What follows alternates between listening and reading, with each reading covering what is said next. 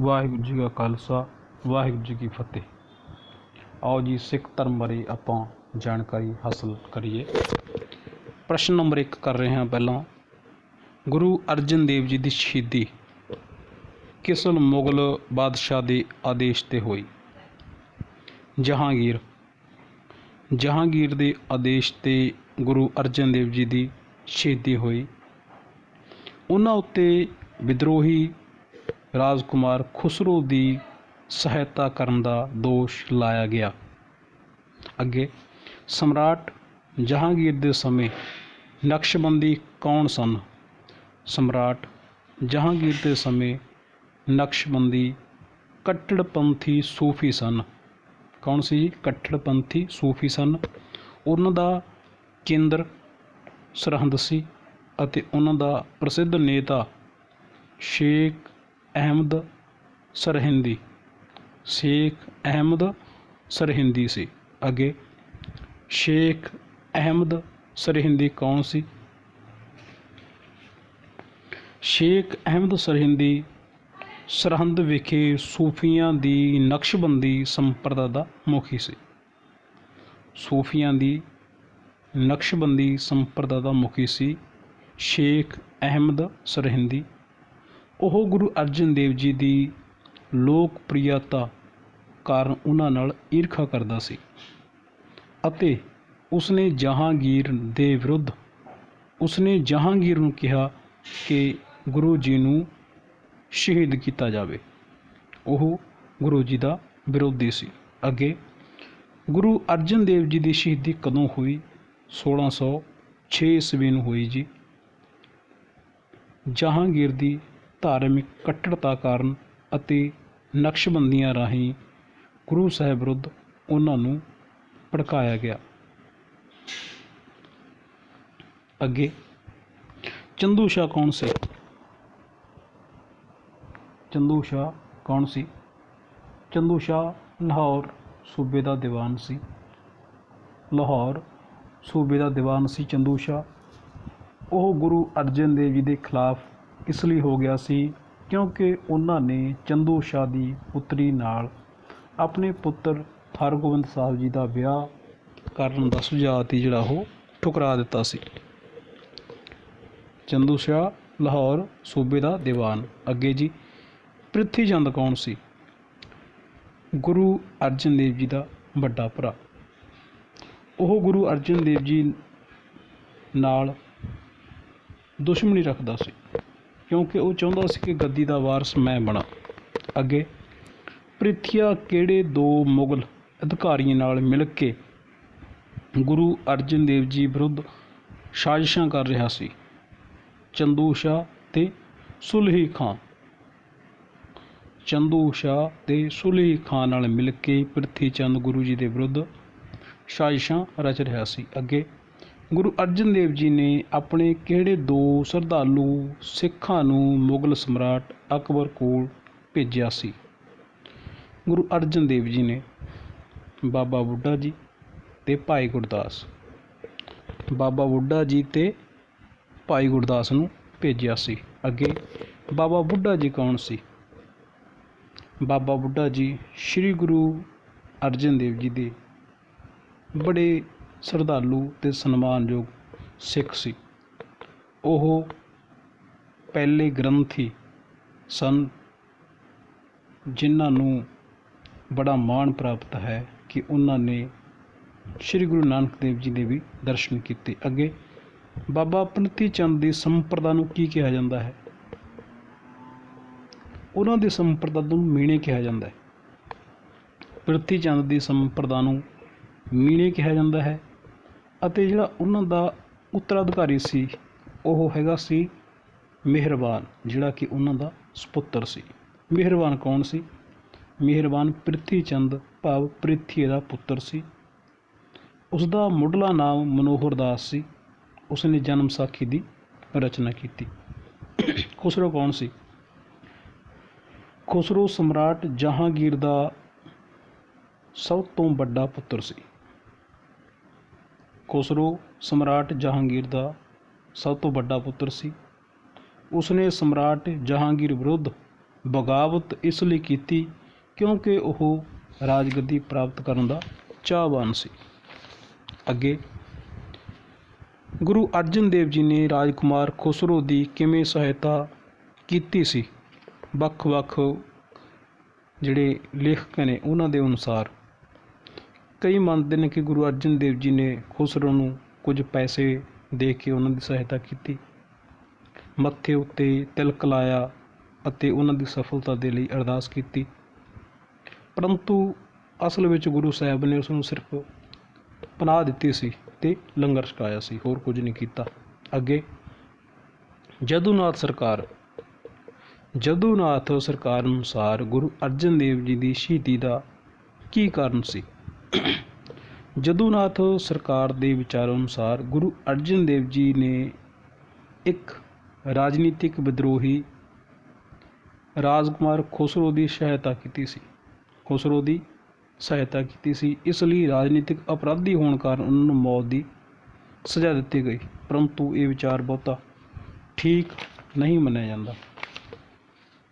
ਅੱਗੇ ਜੀ ਗੁਰੂ ਅਰਜਨ ਦੇਵ ਜੀ ਦੀ ਸ਼ਹੀਦੀ ਦੇ ਮੁੱਖ ਸਿੱਟੇ ਕੀ ਨਿਕਲੇ। ਸਿੱਖ ਧਰਮ ਦੇ ਵਿੱਚ ਬੜਾ ਮਹਾਨ ਪਰਿਵਰਤਨ ਆ ਗਿਆ। ਸਿੱਖਾਂ ਅਤੇ ਮੁਗਲਾਂ ਦੀ ਦੁਸ਼ਮਣੀ ਵੱਧ ਗਈ। ਗੁਰੂ ਹਰਗੋਬਿੰਦ ਸਾਹਿਬ ਜੀ ਨੇ ਨਵੀਂ ਨੀਤੀ ਅਪਣਾ ਲਈ। ਇਸ ਤੋਂ ਬਾਅਦ ਸਿੱਖਾਂ ਦੇ ਵਿੱਚ ਏਕਤਾ ਵੀ ਆ ਗਈ ਅਤੇ ਬੜੇ ਉਤਸ਼ਾਹ ਦੀਆਂ ਭਾਵਨਾਵਾਂ ਉਹਨਾਂ ਦੇ ਵਿੱਚ ਪੈਦਾ ਹੋ ਗਈਆਂ। ਅੱਗੇ ਗੁਰੂ ਅਰਜਨ ਦੇਵ ਜੀ ਦੀ ਸ਼ਹੀਦੀ ਦੇ ਸਿੱਟੇ ਵਜੋਂ ਸਿੱਖਾਂ ਵਿੱਚ ਕੀ ਮਹੱਤਵਪੂਰਨ ਪਰਿਵਰਤਨ ਆਏ। ਉਹਨਾਂ ਨੇ ਹਥਿਆਰ ਚੁੱਕ ਲਏ ਅਤੇ ਗੁਰੂ ਹਰਗੋਬਿੰਦ ਸਾਹਿਬ ਜੀ ਦੀ ਅਗਵਾਈ ਹੇਠ ਸੰਤ ਸਿਪਾਹੀ ਬਣ ਗਏ। ਅੱਗੇ ਗੁਰੂ ਹਰਗੋਬਿੰਦ ਸਾਹਿਬ ਜੀ ਦਾ ਜਨਮ ਕਦੋਂ ਦੇ ਕਿੱਥੇ ਹੋਇਆ। 1595 ਨੂੰ ਹੋਇਆ ਜੀ, ਅੰਮ੍ਰਿਤਸਰ ਦੇ ਵਿੱਚ ਪਿੰਡ ਵਡਾਲੀ। ਇਹ ਗੁਰੂ ਅਰਜਨ ਦੇਵ ਜੀ ਦੇ ਇਕਲੌਤੇ ਪੁੱਤਰ ਸਨ ਅਤੇ ਇਹਨਾਂ ਦੀ ਮਾਤਾ ਜੀ ਦਾ ਨਾਮ ਮਾਤਾ ਗੰਗਾ ਜੀ ਸੀ। ਸਿੱਖ ਇਤਿਹਾਸ ਵਿੱਚ 1606 ਦਾ ਕੀ ਮਹੱਤਵ ਹੈ। ਇਸ ਸਾਲ ਗੁਰੂ ਅਰਜਨ ਦੇਵ ਜੀ ਦੀ ਸ਼ਹੀਦੀ ਹੁੰਦੀ ਹੈ ਅਤੇ ਗੁਰੂ ਹਰਗੋਬਿੰਦ ਸਾਹਿਬ ਜੀ ਗੁਰਤਾ ਗੱਦੀ 'ਤੇ ਬੈਠਦੇ ਹਨ। ਗੁਰੂ ਹਰਗੋਬਿੰਦ ਸਾਹਿਬ ਜੀ ਦਾ ਗੁਰੂ ਕਾਲ ਕਿੰਨਾ ਜੀ। 1606 ਤੋਂ ਲੈ ਕੇ 1644, ਪਰ ਕਈ ਥਾਵਾਂ ਦੇ ਉੱਤੇ 1645 ਵੀ ਲਿਖਿਆ ਮਿਲਦਾ ਹੈ। ਅੱਗੇ ਗੁਰੂ ਹਰਗੋਬਿੰਦ ਸਾਹਿਬ ਨੇ ਆਪਣੇ ਪੂਰਵਾਧਿਕਾਰੀਆਂ ਦੀ ਨੀਤੀ ਵਿੱਚ ਕੀ ਪਰਿਵਰਤਨ ਲਿਆਂਦਾ। ਗੁਰੂ ਹਰਗੋਬਿੰਦ ਸਾਹਿਬ ਦੇ ਪੂਰਵਾਧਿਕਾਰੀ ਪੂਰਨ ਰੂਪ ਵਿੱਚ ਧਾਰਮਿਕ ਅਤੇ ਅਧਿਆਤਮਿਕ ਕੰਮਾਂ ਵਿੱਚ ਲੀਨ ਰਹਿੰਦੇ ਸੀ, ਪਰ ਗੁਰੂ ਹਰਗੋਬਿੰਦ ਸਾਹਿਬ ਜੀ ਨੇ ਸਿੱਖਾਂ ਦੀ ਸੈਨਿਕ ਅਤੇ ਰਾਜਨੀਤਿਕ ਮੁਕਾਬਲਿਆਂ ਵਿੱਚ ਅਗਵਾਈ ਕਰਨੀ ਆਰੰਭ ਕਰ ਦਿੱਤੀ।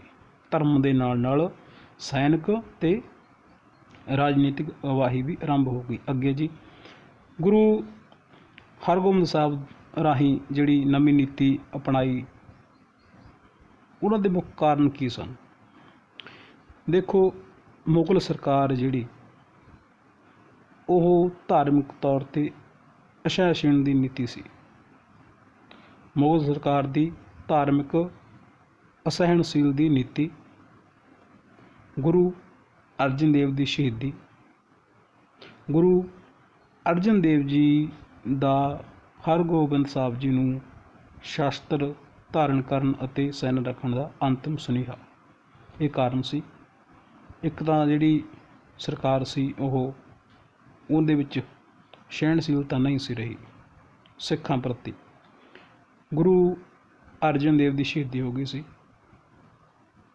ਗੁਰੂ ਅਰਜਨ ਦੇਵ ਜੀ ਨੇ ਗੁਰੂ ਹਰਗੋਬਿੰਦ ਸਾਹਿਬ ਜੀ ਨੂੰ ਸ਼ਸਤਰ ਧਾਰਨ ਕਰਨ ਅਤੇ ਸੈਨਾ ਰੱਖਣ ਦਾ ਸੁਨੇਹਾ ਵੀ ਦਿੱਤਾ ਸੀ। ਅੱਗੇ ਗੁਰੂ ਅਰਜਨ ਦੇਵ ਜੀ ਦਾ ਹਰਗੋਬਿੰਦ ਸਾਹਿਬ ਨੂੰ ਦਿੱਤਾ ਗਿਆ ਅੰਤਿਮ ਸੰਦੇਸ਼ ਕੀ ਸੀ। ਅੰਤਿਮ ਸੰਦੇਸ਼ ਕੀ ਦਿੱਤਾ ਉਹਨਾਂ ਨੇ ਕਿਹਾ ਕਿ ਤੁਹਾਨੂੰ ਸ਼ਸਤਰ ਧਾਰਨ ਕਰਨੇ ਚਾਹੀਦੇ ਹਨ, ਸ਼ਸਤਰ ਧਾਰਨ ਕਰਕੇ ਹੀ ਗੱਦੀ 'ਤੇ ਬੈਠਣਾ ਚਾਹੀਦਾ ਹੈ ਅਤੇ ਆਪਣੀ ਯੋਗਤਾ ਅਨੁਸਾਰ ਸੈਨਾ ਵੀ ਰੱਖਣੀ ਚਾਹੀਦੀ।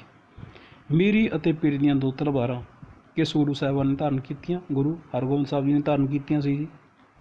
ਮੀਰੀ ਸੰਸਾਰਕ ਵਿਸ਼ਿਆਂ ਵਿੱਚ ਅਗਵਾਈ ਦਾ ਪ੍ਰਤੀਕ ਸੀ ਅਤੇ ਪੀਰੀ ਅਧਿਆਤਮਿਕ ਰਹਿਨੁਮਾਈ ਦਾ ਚਿੰਨ੍ਹ ਸੀ। ਅੱਗੇ ਅਕਾਲ ਤਖਤ ਦੀ ਉਸਾਰੀ ਕਿਹੜੇ ਗੁਰੂ ਸਾਹਿਬਾਨ ਨੇ ਕੀਤੀ? ਗੁਰੂ ਹਰਗੋਬਿੰਦ ਸਾਹਿਬ ਜੀ ਨੇ ਕੀਤੀ ਸੀ।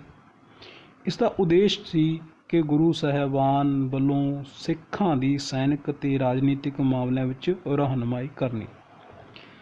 ਅੱਗੇ ਅਕਾਲ ਤਖਤ ਦੇ ਮਹੱਤਵਪੂਰਨ ਦਾ ਅਕਾਲ ਤਖਤ ਦੇ ਜਿਹੜਾ ਇਹਦਾ ਮਹੱਤਵ ਹੈ ਉਹਦਾ ਆਪਾਂ ਨੇ ਉਲੇਖ ਕਰਨਾ ਹੈ। ਅਕਾਲ ਤਖਤ ਸਿੱਖ ਧਰਮ ਅਤੇ ਸਿੱਖ ਰਾਜਨੀਤੀ ਦਾ ਸੁਮੇਲ ਦਾ ਪ੍ਰਤੀਕ ਹੈ। ਸਿੱਖ ਧਰਮ ਅਤੇ ਸਿੱਖ ਰਾਜਨੀਤੀ ਦੋਵਾਂ ਦਾ ਸੁਮੇਲ ਹੈ। ਇਹ ਸਿੱਖਾਂ ਲਈ ਸਦਾ ਲਈ ਮਹੱਤਵਪੂਰਨ ਸੰਸਥਾ ਬਣ ਗਈ। ਇੱਥੇ ਕੀਤੇ ਫੈਸਲਿਆਂ ਨੂੰ ਵਿਸ਼ੇਸ਼ ਮਹੱਤਵ ਦਿੱਤਾ ਜਾਣ ਲੱਗਿਆ। ਜਿਹੜੇ ਇੱਥੇ ਫੈਸਲੇ ਹੁੰਦੇ ਸਿੱਖਾਂ ਨੂੰ ਬੜਾ ਮਹੱਤਵ ਦੇਣ ਲੱਗ ਪਏ ਅਤੇ ਇਹਨਾਂ ਫੈਸਲਿਆਂ ਦੀ ਪਾਲਣਾ ਕਰਨਾ ਸਿੱਖ ਆਪਣਾ ਧਾਰਮਿਕ ਕਰਤੱਵ ਸਮਝਣ ਲੱਗ ਪਏ। ਅੱਗੇ ਜੀ, ਗੁਰੂ ਹਰਗੋਬਿੰਦ ਸਾਹਿਬ ਨੇ ਅੰਮ੍ਰਿਤਸਰ ਸਾਹਿਬ ਦੀ ਰੱਖਿਆ ਲਈ ਕੀ ਕਾਰਜ ਕੀਤਾ? ਉਹਨਾਂ ਨੇ ਅੰਮ੍ਰਿਤਸਰ ਸ਼ਹਿਰ ਦੇ ਚਾਰੇ ਪਾਸੇ ਦੀਵਾਰ ਬਣਵਾਈ ਅਤੇ ਇੱਕ ਕਿਲ੍ਹੇ ਦੀ ਉਸਾਰੀ ਵੀ ਕਰਵਾਈ, ਜਿਸ ਦਾ ਨਾਮ ਲੋਹਗੜ੍ਹ ਰੱਖਿਆ ਗਿਆ। ਲੋਹਗੜ੍ਹ ਕਿਲ੍ਹੇ ਦੀ ਉਸਾਰੀ ਗੁਰੂ ਹਰਗੋਬਿੰਦ ਸਾਹਿਬ ਜੀ ਨੇ ਕਰਵਾਈ। ਗੁਰੂ ਹਰਗੋਬਿੰਦ ਸਾਹਿਬ ਨੇ ਸਿੱਖਾਂ ਨੂੰ ਭਟਾਵਾਂ ਸੰਬੰਧੀ ਕੀ ਹੁਕਮ ਦਿੱਤਾ? ਉਹਨਾਂ ਨੇ ਕਿਹਾ ਕਿ ਧਨ ਦੌਲਤ ਦੀ ਬਜਾਏ ਸੰਭਵ ਹੋ ਸਕੇ ਤਾਂ ਸ਼ਸਤਰ ਅਤੇ ਘੋੜਿਆਂ ਦੀਆਂ ਭਟਾਵਾਂ ਦਿੱਤੀਆਂ ਜਾਣ। ਅੱਗੇ ਗੁਰੂ ਹਰਗੋਬਿੰਦ ਸਾਹਿਬ ਦੀ ਪਠਾਨ ਸੈਨਿਕ ਟੁਕੜੀ ਦਾ ਸੈਨਾਨਾਇਕ ਕੌਣ ਸੀ? ਗੁਰੂ ਹਰਗੋਬਿੰਦ ਸਾਹਿਬ ਦੀ ਪਠਾਨ ਸੈਨਿਕ ਟੁਕੜੀ ਦਾ ਸੈਨਾਨਾਇਕ ਪੈਂਦੇ ਖਾਂ ਸੀ। ਪੈਂਦਾ ਖਾਂ ਪਠਾਨ ਸੈਨਿਕ ਟੁਕੜੀ ਦਾ ਸੈਨਾਨਾਇਕ ਸੀ। ਗੁਰੂ ਹਰਗੋਬਿੰਦ ਸਾਹਿਬ ਜੀ ਦੀ ਸੈਨਾ ਵਿੱਚ ਮੁਗਲ ਇਹਨਾਂ ਮੁਸਲਮਾਨ ਪਠਾਣਾਂ ਨੂੰ ਸੈਨਾ ਵਿੱਚ ਭਰਤੀ ਕਰਨ ਤੋਂ ਸਿੱਧ ਹੁੰਦਾ ਹੈ ਕਿ ਗੁਰੂ ਸਾਹਿਬ ਦੁਆਰਾ ਸਿੱਖਾਂ ਨੂੰ ਸ਼ਸਤਰਧਾਰੀ ਬਣਾਉਣ ਵਿੱਚ ਉਹਨਾਂ ਦੇ ਮਨ ਵਿੱਚ ਮੁਸਲਮਾਨਾਂ ਪ੍ਰਤੀ ਕੋਈ ਦੁਸ਼ਮਣੀ ਭਾਵ ਨਹੀਂ ਸੀ। ਅੱਗੇ ਗੁਰੂ ਹਰਗੋਬਿੰਦ ਸਾਹਿਬ ਜੀ ਰਾਹੀਂ ਅਪਣਾਈ ਗਈ ਨਵੀਂ ਨੀਤੀ ਬਾਰੇ ਆਰੰਭ ਵਿੱਚ ਕਿਹਨਾਂ ਨੂੰ ਸ਼ੱਕ ਪੈਦਾ ਹੋ ਗਈ? ਭਾਈ ਗੁਰਦਾਸ ਜੀ, ਬਾਬਾ ਬੁੱਢਾ ਜੀ ਅਤੇ ਮਾਤਾ ਗੰਗਾ ਜੀ ਨੂੰ ਸ਼ੱਕ ਪੈਦਾ ਹੋ ਗਏ ਸੀ। ਅੱਗੇ ਗੁਰੂ ਹਰਗੋਬਿੰਦ ਸਾਹਿਬ ਜੀ ਦੀ ਨਵੀਂ ਨੀਤੀ ਦੇ ਸਿੱਟੇ ਵਜੋਂ ਸਿੱਖ ਸੰਪਰਦਾ ਵਿੱਚ ਕੀ ਪਰਿਵਰਤਨ ਆਇਆ? ਸਿੱਖ ਸੰਤ ਸਿਪਾਹੀ ਬਣ ਗਏ। ਈਸ਼ਵਰ ਦੀ ਭਗਤੀ ਅਤੇ ਨਾਮ ਦਾ ਜਾਪ ਕਰਨ ਦੇ ਨਾਲ ਨਾਲ ਉਹ ਸ਼ਸਤਰਾਂ ਦੀ ਵਰਤੋਂ ਵੀ ਕਰਨ ਲੱਗ ਪਏ ਅਤੇ ਹੌਲੀ ਹੌਲੀ ਬਹਾਦਰ ਯੋਧੇ ਬਣ ਗਏ। ਭਾਵ ਕਿ ਸੰਤ ਸਿਪਾਹੀ ਬਣ ਗਏ, ਭਗਤੀ ਕਰਨ ਦੇ ਨਾਲ ਨਾਲ ਨਾਮ ਦਾ ਜਾਪ ਵੀ ਕਰਨ ਲੱਗ ਗਏ ਸੀ ਅਤੇ ਸ਼ਸਤਰ ਉਹਨਾਂ ਦੀ ਯੋਗ ਵਰਤੋਂ ਕਰਦੇ ਬਹਾਦਰ ਯੋਧੇ ਬਣ ਗਏ। ਵਾਹਿਗੁਰੂ ਜੀ ਕਾ ਖਾਲਸਾ, ਵਾਹਿਗੁਰੂ ਜੀ ਕੀ ਫਤਿਹ।